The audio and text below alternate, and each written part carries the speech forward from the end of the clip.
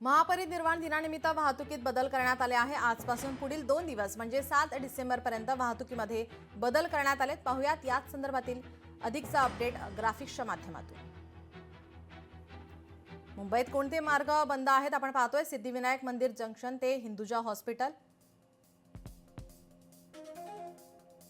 पोर्तुगीज church junction ते सिद्धिविनायक मंदिर junction हे मार्ग बंद असतील। संपूर्ण रानडे रोड सर्व प्रकारच्या वाहतुकीसाठी बंद असेल। लाखोंच्या संख्येने अनुयायी येतात। ज्ञानेश्वर मंदिर रोड हा सर्व प्रकारच्या वाहतुकीकरता बंद ठेवण्यात येणार आहे।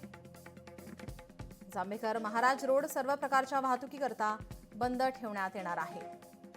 संपूर्ण केळुस्कर रोड दक्षिण आणि केळुस्कर रोड उत्तर बंद असेल। संपूर्ण MB राऊत मार्ग वाहतुकीकरता बंद ठेवण्यात येणार आहे। LJ रोडवरील शोभा हॉटेल जंक्शन ते आसावरी जंक्शन, महापरिनिर्वाण दिनानिमित्त लाखोंच्या संख्येने अनुयायी हे मुंबईमध्ये दाखल होत असतात आणि त्याच पार्श्वभूमीवर काही वाहतुकीमध्ये बदल करण्यात आले।